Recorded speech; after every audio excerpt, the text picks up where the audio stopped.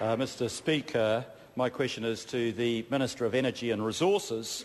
Does he stand by his recommendation in his Cabinet paper of the 10th of February 2010 that 467,517 hectares of national parkland and protected conservation areas be considered for opening up for exploration and mining?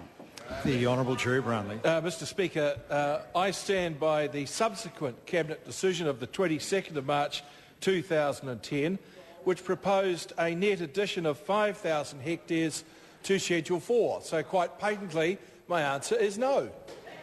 The Honourable Leader of the Opposition.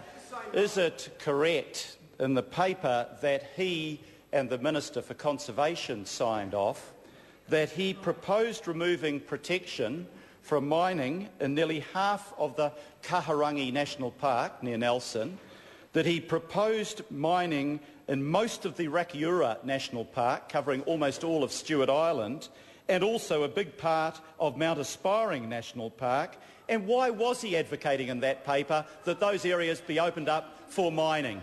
The Honourable Jerry Brownlee. Mr. Speaker, I'm quite sure that if the member read the paper, he would see that we were proposing that those areas might be better prospected, which is prevented at the present time. And we had previously made it very clear that we were conducting a stocktake of minerals in the conservation estate. Those areas are minerally prospective, and that is why the recommendation was there. But of course, Mr. Speaker, Cabinet rejected that. Cabinet has said no to mining in those areas, and that is the end of the story. I beg your pardon, the Honourable Leader of the Opposition. Why did the Cabinet reject the recommendations that he and the Minister of Conservation made because they were ill-considered and totally unrealistic? Or did Cabinet actually decide that it was better just to take the first 7,000 hectares leading up to the full implementation of what he recommended? The Honourable Jerry Brownlee. Mr. Speaker, the discussion centred around the stocktake of minerals in the Crown Conservation Estate, in particular minerals that were known to be deposited in Schedule 4. The Cabinet made it is because through historic information that was available, there wasn't sufficient information to back that, quite frankly, and so there was a decision that stands that we will not be mining in those national park areas nor in the conservation areas. Mr. Speaker, I can't bind the Labor Party for what they may do in the future. All I can do is look to their record of the past, and they are the only government in this history to allow mining on Schedule 4 land. Chris Ockenpohl. Thank you, Mr. Speaker. To the Minister of Energy and Resources. Has he seen any statements of support for mining in areas of high conservation value by members of this House? The Honourable Jerry Brownlee. Yes, Mr. Speaker, I've seen some very visual statements of support from members of this House. I present a number of members of the Labor Party visiting the Pike River coal mine on the West Coast. I can only assume that they were in fact there to tell them that if they ever become government again, they'll be shutting them down. Mr. Speaker, this mine is underneath Schedule 4 land. It accesses conservation land to get there.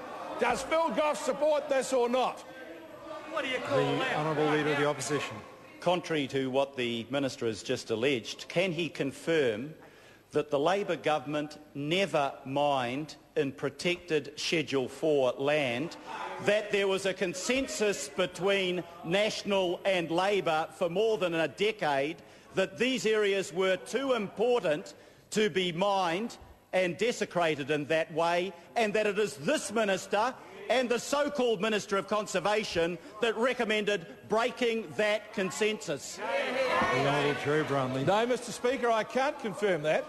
And I would refer the Minister to a parliamentary question I answered from Mr David Garrett, which lists 2 permits on Schedule 4 land granted by the Labor government in their term of office. Mr. Speaker, the Opposition.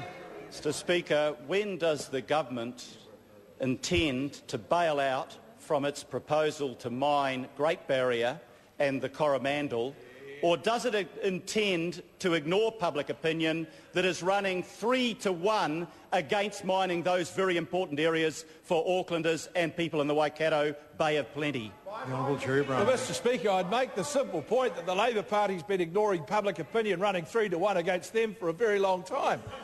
However, Mr Speaker, we are in fact engaged in a process at the moment of consultation, and we will see that through to the end, and I'm not going to prejudice that result today, much as the Leader of the Opposition may want to. I do ask the question why it is that one year the Labor Party can go to Blackball to celebrate May Day with the miners, and the following year march against them down Queen Street. There's a confused position for you.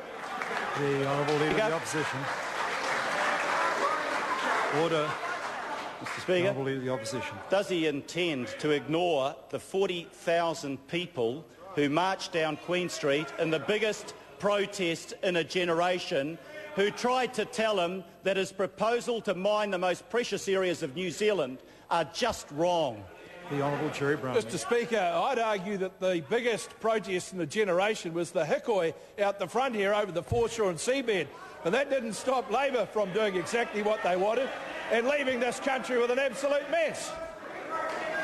The Honourable Leader of the Opposition. Mr Speaker. Order. I've called the Honourable Leader of the Opposition.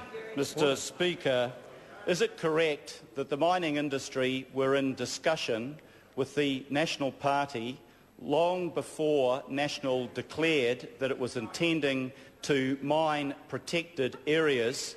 If so, why was that kept a secret rather than trying to seek a mandate from the public before the election, not imposing National's views on it after the election against public opinion? The Honourable Jerry Brownlee. Mr Speaker, that is a completely untrue statement, but typical of the conspiratorial approach that Labor take to most things when they don't have any decent facts to mount an argument on. Question number 3, David Garrett. Thank you, Mr Speaker. Order.